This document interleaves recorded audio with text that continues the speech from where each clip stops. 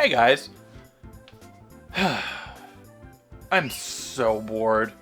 If only there was a gaming platform that was completely free and easy to access and could fit in my pocket and show me advertisements all the time and was really fucking annoying.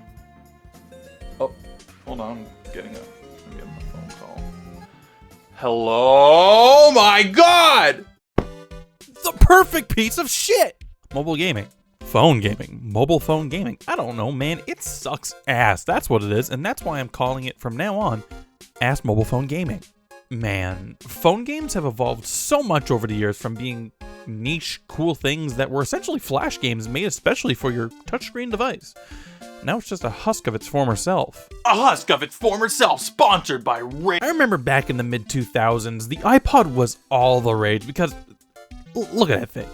It's a slab with a screen, and you can touch it. You can act like you're drinking beer on this thing.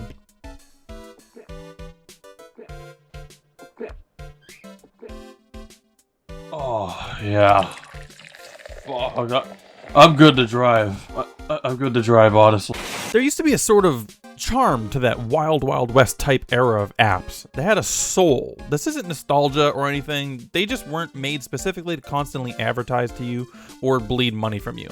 Obviously, they were getting money from you, but it wasn't out of greed. It was just like I said before, flash games, where the games were supported by ads. Either the game was completely free or with an ad here or there, or you just bought the whole app.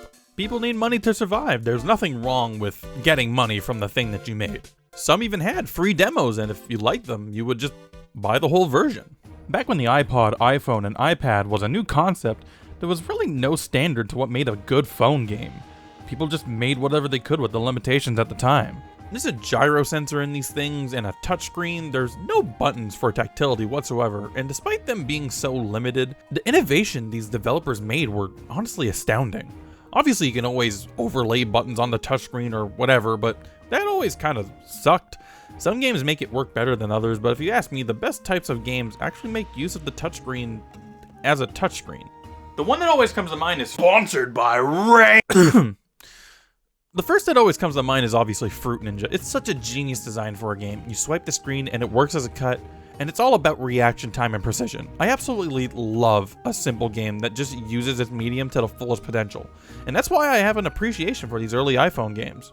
Doodle Jump is another example of just how a simple idea goes a long way. Just use the gyroscopic sensor to make a motion-controlled game. Cut the Rope is a physics-based puzzle game where you cut the ropes like you do in Fruit Ninja. It's not something that can only exist on a phone. This could easily be played on a PC browser or something. But it obviously was most at home on touchscreen devices. Just pull it out of your pocket, boot up, play a level or two, and put it back in your pocket. Endless runners are also just ingenious. The most popular one today is obviously Subway Surfers, but it all started with Temple Run. The controls are simple and it's all about reaction times. There's a reason so many mobile games are just endless runners. It's because they're so easily replayable for high scores. It's like a tiny arcade game in your pocket. Sure, you can get really good at these and just play them forever, but most people play these games for a few minutes at a time and then they're just done for the time being. They're honestly just great time wasters if you're into them. Sadly, I can't show footage of Angry Birds because for some reason it's delisted. I can show you Angry Birds 2, but the original game is just apparently not a thing anymore. I could always find an APK and install it or whatever, but what's the point? I don't like Angry Birds. Not because it's a bad game. It's really good, actually.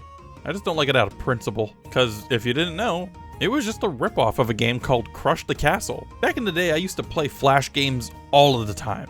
When a new game was on the front page and it looked interesting, I played it. And Crush the Castle was one of them, and I loved it. And Angry Birds just copied it and stole all of its fame, but hey, I'm only a little mad about that because despite that, it still brings its own gimmicks to the table. If you didn't know Angry Birds was a ripoff, now you do, and now every time you think about the fact that this game got 2 movies and got the company acquired by Sega, just remember that in another timeline, the movie would be Crush the Castle and the plot would be about a king occasionally just getting a rock thrown through their castle or something. But we can't talk about the golden age of mobile games without talking about Candy Crush. Technically, Candy Crush was a browser game, then a mobile game, but we all know this is a mobile game first and foremost. It single-handedly overtook the phones of moms everywhere. Growing up, my mom never really played video games, but one she did play was Bejeweled. It's just one of the things I remember a lot. My mom sitting at the family computer looking at the screen of jewels for like 10 minutes before making a move like she was playing some grand game of chess. PopCap got really popular off Plants vs. Zombies after it became an indie hit, mostly because it was a mobile game. Originally though, it was released on PC and Mac for cheap, but when put on phones as a free-to-play game, well, it exploded. I played a bunch of PopCap games growing up, so I always saw their games as like big flash games. Insaniquarium, Bejeweled, Zuma, Feeding Frenzy. They were always quality games that fit right at home on phones. I always preferred playing on PC, but if I had an iPod Touch back in the day and I knew of Plants vs. Zombies as a phone game, you bet your ass I would have been there if I had one. But again, never grew up with an iPod Touch, that was mine, so I always saw PopCap games as PC games. But despite that, a lot of people's first introduction to a PopCap game was through Plants vs. Zombies on touchscreen devices. So when Candy Crush got popular, it was like the least surprising thing to me because it's essentially just candy-themed Bejeweled. What did surprise me though was how predatory it was. But not as predatory as today's video sponsor, Raid Shadow. I feel like games like Candy Crush were the real shift in the mobile game industry where things just changed for the worst. If a game was able to add microtransactions or stop you from progressing a certain amount of time per day and make you either wait to continue or pay, mobile games just got really damn bad. Because, yeah, I really fucking hate mobile games. I don't have like a sense of superiority over people who play them, but I definitely feel glad that I am not susceptible to being coerced by these predatory design choices to pay infinite money into these black holes, or that it's worth wasting my time waiting around to play again. I want to play a game when I want to play it. The game doesn't tell me when to stop. Anytime a mobile game is free, there's like 40 asterisks next to that. It's free, but after you die enough times, you have to wait 7 hours to recharge your lives to continue playing unless you cough up some money. It's free, but we play an advertisement every time there's a loading screen or when you die. It's free, but to play the rest of the levels, you need to pay. It's free, but if you want to collect your favorite rare twink, you either have to play our game all fucking day for 3 weeks or spend money on us, cause after 3 weeks, that twink is being sent to the fucking Shadow Realm, never to be achievable again. There's so many ways to nickel and dime money from you, and I get it. These developers need money. That's how this works. Nothing's ever truly free. But I kind of wish more phone games were actually just paid experiences because this free model has really done a lot of harm to so many people compared to if these games were just like $5. Unlike the sponsor of today's video, Rage. Alright, let's talk about this. So this isn't really about Raid Shadow Legends specifically, but more so about how mobile games are advertised. I think we can all agree that mobile game advertisements are horrible. Be it it's just unrelated to what the game is actually about, not actually representative of actual gameplay, or in Raid Shadow Legends' case, just shoved down your throat. These games kind of just exist to either get you to download them, get a couple advertisement dollars, or hopefully hook you for a little bit, and then use the money they got from you to advertise more and keep the cycle going. There's not much to the actual gameplay of a lot of these games. They're sort of idle games or a game that plays itself or whatever, and if it's a game that's interactive, it's definitely going to try and ask for money somehow. This isn't a criticism of people who take those sponsorships or the ads themselves, because like, again, the more respectable ones at least pay well, and the YouTubers or websites that do it get the bag, man. People need to stay afloat, so whatever. But sometimes I just can't help but hate how predatory the mobile game industry is. And don't even get me started on fucking gacha games. There is a special kind of sadness that I feel whenever someone tells me they play Genshin Impact.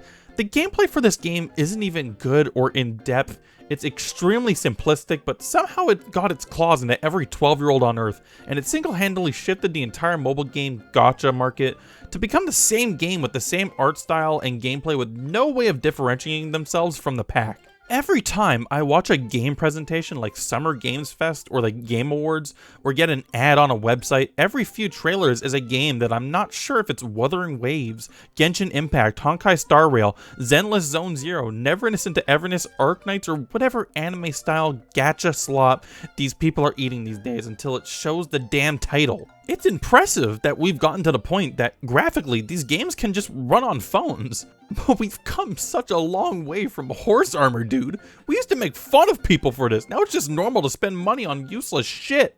Many games now are specifically designed for what they call whales in the industry.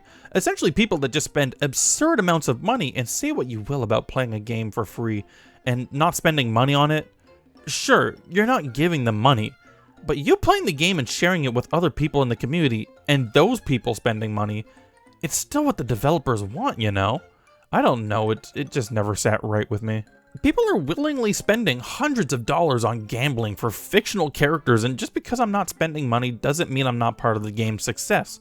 With that money, people could just buy actual games instead with that money. And I don't mean actual games as in mobile games aren't real games. They're just spending money on characters and cosmetics when there are actual games on the app stores. Dead Cells, Vampire Survivors, Balatro, Geometry Dash, Slay the Spire, Stardew Valley, and many, many more. Growing up, I never had an iPhone or an iPod Touch, so I experienced the App Store through other people until I got some Android phones when I was 12 and older.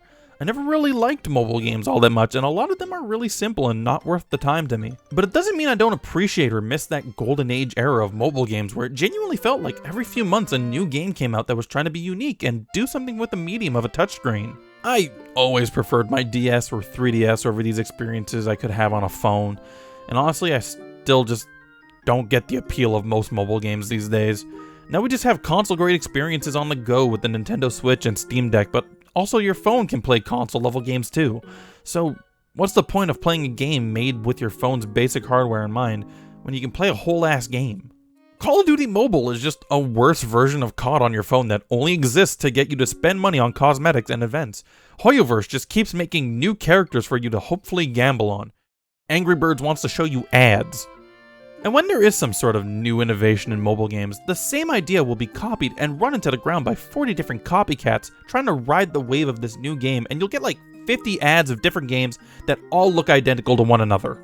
Look at this. There's like 40 of these, and none of them are unique. But I bet you've scrolled by a TikTok or got an ad on YouTube or something of another game just like it.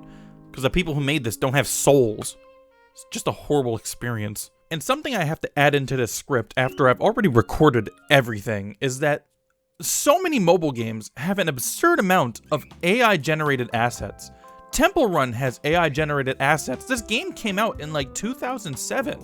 Why does this need like AI-generated assets? It's incredibly soulless and cheap, and they don't respect you. I hate mobile gaming.